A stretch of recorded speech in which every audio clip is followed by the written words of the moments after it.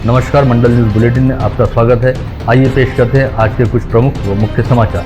अब तक यदि आपने मंडल न्यूज के इस चैनल को लाइक व सब्सक्राइब नहीं किया है तो जल्द से जल्द इस चैनल को लाइक व सब्सक्राइब जरूर कर दें।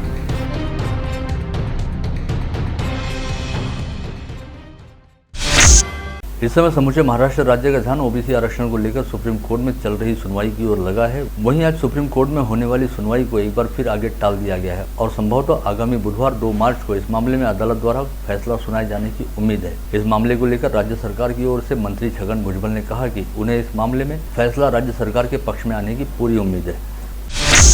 वहीं दूसरी ओर मराठा आरक्षण की मांग को लेकर मुंबई के आजाद मैदान पर आमरण अनशन कर रहे सांसद छत्रपति संभाजी राजे ने आज आंदोलन के तीसरे दिन अपना अनशन समाप्त कर दिया। बता दें कि 3 दिनों तक भूख हड़ताल करने के चलते सांसद संभाजी राजे छत्रपति की तबीयत काफी बिगड़ गई थी। वहीं इस दौरान मराठा समाज के प्रतिनिधिमंडल ने राज्य के मुख्यमंत्री उद्धव ठाकरे सहित मंत्रिमंडल में शामिल कुछ वरिष्ठ मंत्रियों के साथ मुलाकात की, जिसमें 22 में से 5 मांगों को मान्य कर लेने को लेकर आम सहमति बनती दिखाई दी। यह जानकारी मिलने के बाद सरकार के निवेदन पर सांसद छत्रपति संभाजी राजे ने आज अपना अनशन वापस ले लिया। आज लंबे समय बाद अमरावती शहर से जिले में एक बार फिर कोई भी व्यक्ति कोविड संक्रमित नहीं पाया गया। वहीं बीते 24 घंटे दौरान कुल 218 संदिग्धों के थ्रोट स्वैब सैंपलों की जांच की गई, जिसमें से एक की भी रिपोर्ट पॉजिटिव नहीं आई। ऐसे में कहा जा सकता है कि अब कोविड संक्रमण की तीसरी लहर का असर और प्रभाव खत्म हो गए हैं। साथ ही अब संभवतः कोविड की महामारी से धीरे धीरे मुक्ति मिल रही है। इस समय जिले में एक्टिव पॉजिटिव मरीजों की संख्या 37 है। इन एक्टिव पॉजिटिव मरीजों में मनपा क्षेत्र के 13 व ग्रामीण क्षेत्र के 24 मरीजों का समावेश है। इसमें से 13 मरीज कोविड अस्पताल में भर्ती हैं। वहीं मनपा क्षेत्र में 17 व ग्रामीण क्षेत्र में 7 मरीजों को होम आइसोलेशन में रखा गया है। साथ ही आज एक मरीज को कोविड मुक्त हो जाने के चलते डिस्चार्ज दिया गया। आज समूचे संभाग में 24 घंटे के दौरान कुल 6 कोविड संक्रमित मरीज पाए गए, जिनमें अकोला के 1, यवतमाल के 4 व वाशिम के 1 मरीज का समावेश है। राहत वाली बात यह भी रही कि इस दौरान संभाग में 16 मरीज कोविड मुक्त हुए, जिनमें अकोला के 9, यवतमाल के 4, बुल्ढाना के 1 व वाशिम के 1 व्यक्ति का समावेश था। आज़ादी के अमृत महोत्सव निमित्त अमरावती शहर पुलिस आयुक्तालय व ओडेक्स इंडिया रॉन्डिनियर्स नामक अंतर्राष्ट्रीय क्लब द्वारा गत रोज BRMT 200 किलोमीटर अंतर्राष्ट्रीय सामाजिक एकता साइकिल राइड का आयोजन किया गया। यह रैली रविवार की सुबह 5 बजे पुलिस मुख्यालय के कवायद मैदान से शुरू हुई, जिसमें 18 से 64 वर्ष आयु गुट के 114 पुरुषों व 15 महिलाओं ऐसे कुल 129 साइकिल सवारों ने हिस्सा लिया। पुलिस उपायुक्त मकानदार के हाथों हरी झंडी दिखाकर रवाना की गई यह साइकिल रैली अमरावती से निकलकर वरुड़ पहुंची और वहां से वापस अमरावती आई, जहां पर रविवार की शाम 7 बजे कवायद मैदान पर इस रैली का पुलिस आयुक्त डॉक्टर आरती सिंह की प्रमुख उपस्थिति में समापन हुआ। इस समय CP डॉक्टर आरती सिंह ने रैली में शामिल सभी साइकिल सवारों का स्मृति चिन्ह देकर सत्कार किया। विगत वर्ष 29 जनवरी 2021 को मनपा की आम सभा में प्रस्ताव पारित करते हुए राजापेट रेलवे उड़ान पुल को धर्मवीर छत्रपति संभाजी महाराज का नाम दिए जाने का प्रस्ताव रखा गया था, जिसे मंजूर किया गया था, किंतु उस समय किसी कारणवश उड़ान पुल का नामकरण समारोह आयोजित नहीं हो सका। ऐसे में आज शाम को श्री शिव हिंदुस्तान प्रतिष्ठान के मुखिया संभाजीराव भिड़े यानी भिड़े गुरुजी के हाथों इस उड़ान पुल का नामकरण किया गया।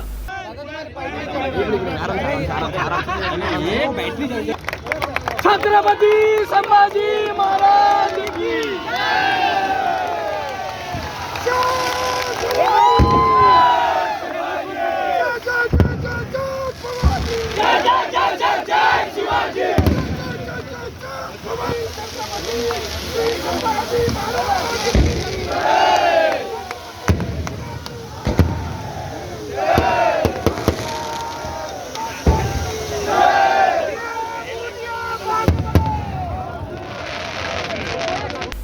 इस नामकरण समारोह हेतु आज संभाजीराव भिड़े गुरुजी का अमरावती शहर में आगमन हुआ और उन्होंने यहां आने के बाद सबसे पहले चूनाभट्टी परिसर स्थित ओसवाल समाज भवन में श्री शिव प्रतिष्ठान हिंदुस्तान के पदाधिकारियों व कार्यकर्ताओं की एक बैठक को संबोधित किया, जिसके बाद शाम 7 बजे उन्होंने इस उड़ान पुल के नामकरण समारोह में हिस्सा लेते हुए राजापेट रेलवे उड़ान पुल का आधिकारिक तौर पर नाम धर्मवीर छत्रपति संभाजी महाराज उड़ान पुल रखे जाने की घोषणा की।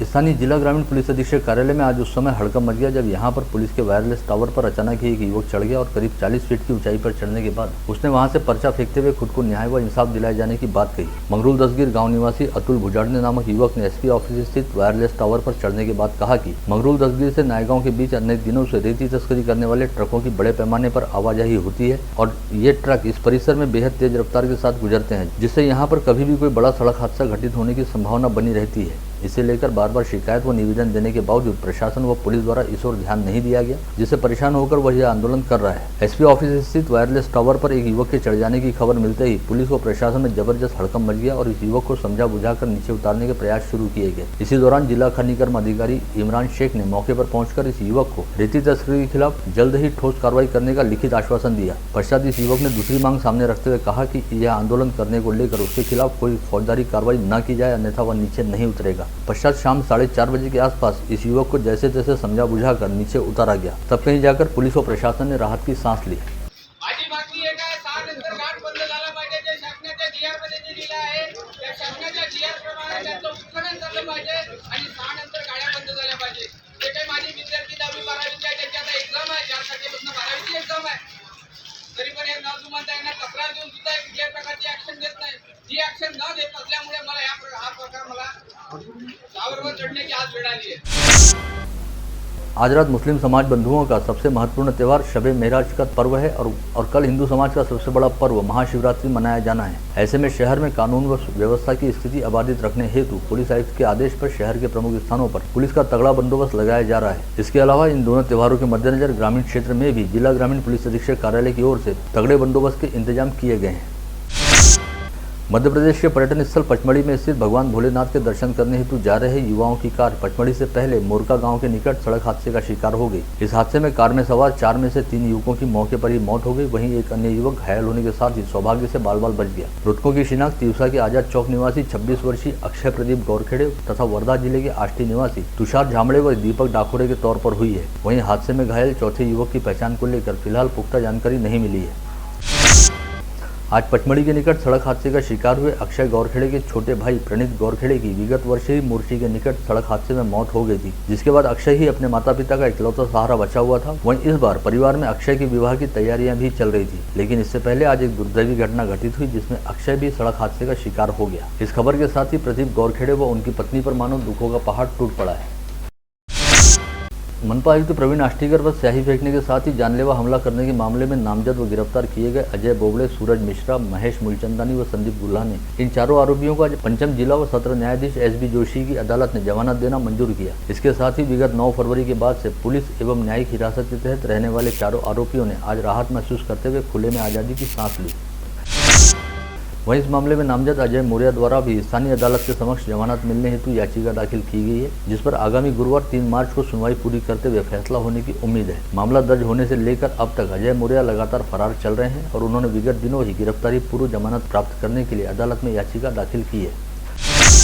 इसके साथ ही इस मामले में मुख्य आरोपी के तौर पर नामजद विधायक रवि राणा की ओर से संभवतः आगामी बुधवार 2 मार्च को स्थानीय अदालत के समक्ष गिरफ्तारी पूर्व अग्रिम जमानत के लिए याचिका दाखिल की जा सकती है। विधायक रवि राणा को विगत सोमवार 21 फरवरी को राजधानी नई दिल्ली स्थित पटियाला कोर्ट द्वारा 8 दिनों की ट्रांजिट एंटीसिपेटरी बेल प्रदान की गई थी, जिसके बाद विधायक रवि राणा 24 फरवरी को अमरावती वापस लौटे थे और उन्होंने अपने वकीलों के मार्फत स्थानीय अदालत में अग्रिम जमानत प्राप्त करने हेतु याचिका दाखिल करने की तैयारी शुरू की थी, लेकिन फिलहाल तक उनकी ओर से ऐसी कोई याचिका दाखिल नहीं की गई है। सूत्रों के मुताबिक कल स्थानीय अदालत में अवकाश है। ऐसे में संभवतः परसों मंगलवार 2 मार्च को विधायक रवि राणा की ओर से स्थानीय अदालत में याचिका दाखिल की जा सकती है।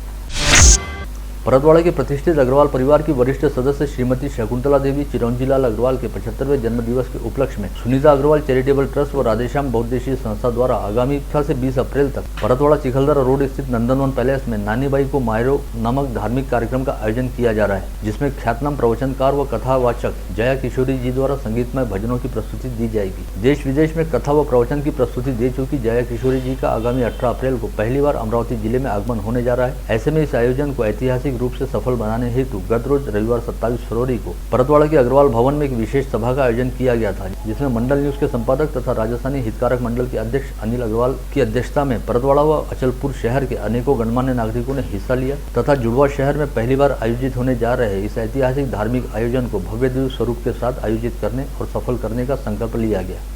नानीबाई का मायरा मुझे पता नहीं कितने लोगों को यहाँ पता है। नरसिंह मेहता एक संत हुआ करते हैं गुजरात के, उनके द्वारा अपनी भांजी के वैवाहिक समय पर नानीबाई का मायरा यानी जो भात भरा जाता है, मायरा भरा जाता है, उसकी यह कहानी है जो धार्मिक स्वरूप में बताई गई है। और नरसिंह मेहता गुजरात के एक संत थे जो पहले सांसारिक जीवन में थे, फिर उन पर भगवान श्री कृष्ण का आशीर्वाद हुआ, उन्होंने सांसारिक जीवन छोड़ा, फिर वे संत हुए। और संत होने के बाद जब उनकी बहन की बच्ची के भात के समय में वहाँ उस शहर के लोगों ने जब उनका मजाक उड़ाना शुरू किया, और उस जमाने में मैंने जो दंत कथाएं पढ़ी है वो यही पढ़ी है कि उस जमाने में मायरा भरने के लिए शहर के लोगों की एक सूची दी जाती थी, संतों की एक सूची दी जाती थी, साधुओं की एक सूची दी जाती थी। उन साधुओं को स्वर्ण मुद्राओं से लादा जाना जरूरी था मायरा भरने के लिए, भात भरने के लिए। लेकिन नरसिंह मेहता भक्कड़ थे, संत थे, उनके पास ये कुछ साधन उपलब्ध नहीं थे। लेकिन कहा जाता है कि मायरा भरते समय स्वयं भगवान श्री कृष्ण संत नरसिंह मेहता के साथ धरती पर अवतरित हुए और 12 दिनों तक स्वर्ण मुद्राओं की वर्षा हुई थी। यह कथा है नानीबाई का मायरा। विगत दिनों राज्यपाल भगत सिंह कोश्यारी ने छत्रपति शिवाजी महाराज तथा समर्थ रामदास स्वामी के संदर्भ में एक बयान दिया था, जिसका प्रहार जनशक्ति पार्टी द्वारा निषेध किया गया। इस विषय को लेकर प्रहार जनशक्ति पार्टी द्वारा राज्यपाल कोश्यारी का प्रतीकात्मक पुतला बनाकर इरविन चौराहे पर निषेध प्रदर्शन आंदोलन किया गया। Amravati restaurant and lodging association के पदाधिकारियों ने आज जिलाधीश पवनीत कौर को एक निवेदन सौंपते हुए होटल व्यवसाय का समय बढ़ाए जाने की मांग की। इस निवेदन में कहा गया कि वर्ष 2020 से अब तक कोरोना महामारी के चलते केंद्र व राज्य सरकार के सभी नियमों का बेहद कड़ाई के साथ पालन किया गया और सरकारों के साथ सहयोग करते हुए हर आदेश का पालन कर व्यवसाय किया गया। लेकिन अब चूंकि कोविड का संक्रमण काफी हद तक खत्म हो चुका है और महाराष्ट्र के अनेक जिलों में रात 12 बजे तक होटल व्यवसाय को अनुमति दी गई है, उसी तर्ज पर अमरावती में भी रात 12 बजे तक व्यवसाय करने की अनुमति दी जाए। गत रोज कौंडिन्यपुर के अंबिकापुर परिसर में बनाए जाने वाले माता रुक्मिणी के निर्माण स्थल का भूमि पूजन करते हुए पालक मंत्री यशोमती ठाकुर ने कहा कि विदर्भ क्षेत्र को कौंडिन्यपुर के रूप में एक ऐतिहासिक व सांस्कृतिक विरासत प्राप्त है। जिले के कौंडिन्यपुर स्थित अंबिकापुर को सरकार द्वारा पर्यटन स्थल का दर्जा दिया गया है और इस परिसर में माता रुक्मिणी के मंदिर का निर्माण किया जा रहा है। इस पावन कार्य को हर संभव सहायता प्रदान की जाएगी। जिला पालक मंत्री यशोमती ठाकुर के हाथों पीएम ग्राम सड़क योजना अंतर्गत अमरावती जिले हेतु मिले 18 करोड़ 23 लाख रुपयों की निधि से किए जाने वाले विभिन्न विकास कार्यों का गत रोज भूमि पूजन किया गया। इस समय अपने विचार व्यक्त करते हुए पालक मंत्री ठाकुर ने कहा कि जिले के ग्रामीण क्षेत्रों में रास्तों के विकास हेतु बड़े पैमाने पर निधि उपलब्ध कराई गई है, जिससे कई विकास कामों को गति मिलेगी। साथ ही जिले के ग्रामीण क्षेत्रों में बेहतरीन सड़कों का जाल बिछाते हुए विकास कामों को गतिमान किया जाएगा। शहर के चक्रपाणी कॉलोनी व कॉटन ग्रीन कॉलोनी में 96 लाख रुपयों की विकास निधि के जरिए मूलभूत सुविधाओं से संबंधित विविध विकास कामों का शुभारंभ व भूमि पूजन शहर की विधायक सुलभा खोड़के के हाथों किया गया। इस समय क्षेत्रवासियों ने विधायक सुलभा खोड़के का पुष्पगुच्छ देकर स्वागत किया। साथ ही विकास कामों हेतु निधि उपलब्ध कराने को लेकर उनके प्रति आभार भी ज्ञापित किया। पूर्व जिला पालक मंत्री व विधान परिषद सदस्य प्रवीण पोटे पाटिल द्वारा गत रोज शहर के प्रभाग क्रमांक 6 विलासनगर मोरबाग, प्रभाग क्रमांक 3 नवसारी तथा प्रभाग क्रमांक 12 रुक्मिणी नगर परिसर में विविध विकास कामों का भूमि पूजन किया गया। इस अवसर पर महापौर चेतन गावंडे, उप महापौर कुसुम साहू तथा भाजपा शहराध्यक्ष किरण पातुरकर सहित संबंधित क्षेत्रों के गणमान्य नागरिक, पार्षद व भाजपा पदाधिकारी उपस्थित थे। गत रोज पुलिस मुख्यालय में आयोजित कार्यक्रम में मुस्लिम हेल्पलाइन ब्लॉक के अध्यक्ष हाजी रम्मू सेठ तथा उपाध्यक्ष काजी अहद अली का पुलिस आयुक्त डॉक्टर आतिश सिंह ने पुष्पगुच्छ प्रदान कर सत्कार किया। कुछ समय पहले जब शहर में हालात खराब हुए थे, तब हनुमान व्यायाम प्रसारक मंडल द्वारा संचालित हेल्पलाइन ने कंधे से कंधा मिलाकर पुलिस प्रशासन की सहायता की थी। डॉक्टर पंजाबराव देशमुख स्मृति मेडिकल कॉलेज व अस्पताल में हीमोडायलिसिस यूनिट का शुभारंभ किया गया, जिसका उद्घाटन राज्य की महिला व बाल विकास मंत्री तथा जिले की पालक मंत्री यशोमती ठाकुर के हाथों किया गया। इस समय पालक मंत्री यशोमती ठाकुर ने कहा कि यह यूनिट गरीब व जरूरतमंद मरीजों के लिए बेहद उपयोगी साबित होगा। ख्यातनाम मराठी कवि व साहित्यकार कुसुमाग्रज का जन्मदिन मराठी भाषा गौरव दिवस के तौर पर समूचे महाराष्ट्र में मनाया जाता है। इस उपलक्ष्य में गत रोज जिला शल्य चिकित्सक डॉक्टर श्याम सुंदर निकम द्वारा लिखित जाणीव आहे मला कल्लोळ भावनांचा काव्य संग्रह व लेख संग्रह का विमोचन उनके सरकारी निवास स्थान पर किया गया। विमोचन होत आहे जोरदार टाळ्यांनी। मराठी गौरव दिनाला खरं तर अशा प्रकारच्या शब्दांनी त्यांनी दिलेली आदरांजली हा सुद्धा आजच्या दिवसाचा सुवर्णयोग असं मानलं जाईल। तिने मला सरळ म्हटलं, सर किती रुपयाची मिळते म्हणे डायलिसिस. म्हटलं मिळतं 7-8 लाखाचे. तिने लगेच 7 लाख रुपये डोनेशन दिलं आणि आम्ही तिच्यातून एक डायलिसिसची मशीन विकत घेतली. जेव्हा ती HCV पॉझिटिव्ह झाली, म्हणजे हा काही आजार असा याच्यातून होणारा नाही आहे, म्हणजे आपण समोर बसलो आहे किंवा याच्यामुळे तो होणारा आजार नाही आहे, पण तिने जे तिच्यावर बितलेली गोष्ट सांगितली त्यावरून एक प्रकारचं असं मन विषण्ण होऊन गेलं. जेव्हा कोणीतरी तिच्या नातलगांना सांगितलं, दूरच्या जवळच्या जे तिच्या संपत्तीवर डोळा ठेवून होते, जेव्हा त्यांना कळलं, तर जे लोक तिची सेवा करत होते किंवा तिला मदत करत होते त्या लोकांनी तिच्यापासून फारकत घेतल्यासारखं तिला ते भेटायला सुद्धा येत नव्हते. स्थानीय हनुमान व्यायाम प्रसारक मंडल में 3 से 5 दिसंबर के दौरान अंतर महाविद्यालयीन कुश्ती स्पर्धा का आयोजन किया गया था। इस स्पर्धा में समूचे विदर्भ क्षेत्र से लगभग 150 महाविद्यालयों के विद्यार्थियों ने सहभाग लिया था। इस स्पर्धा में सिपना अभियांत्रिकी महाविद्यालय के BE वर्ष के छात्र अर्जुन सिंह कुलदीप सिंह राहल ने ग्रीको रोमन 77 किलो वजन गुट की स्पर्धा में सफलता प्राप्त की थी, जिसके चलते अर्जुन सिंह का हरियाणा के भिवानी में होने जा रही अंतर विद्यापीठ कुश्ती स्पर्धा में चयन किया गया।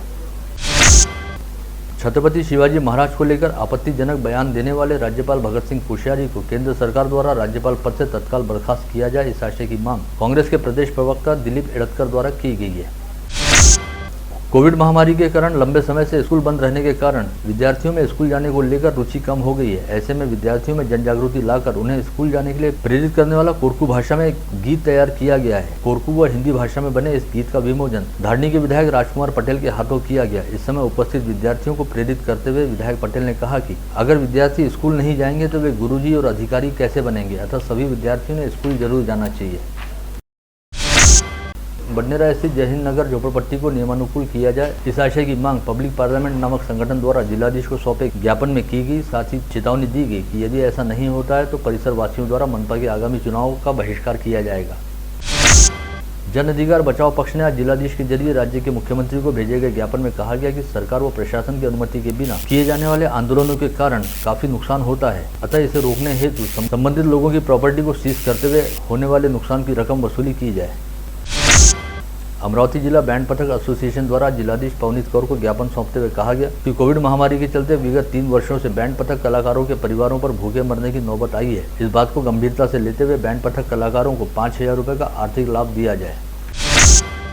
डॉक्टर बाबा साहब अम्बेडकर से प्रेरित रिपब्लिकन विचारों को गतिमान करने के लिए गठित की गई संयुक्त रिपब्लिकन पार्टी की ओर से स्थानीय इरविन चौराहे पर रिपब्लिकन एकता दिवस मनाते हुए डॉक्टर बाबा साहब अम्बेडकर को आदरांजलि अर्पित की गई।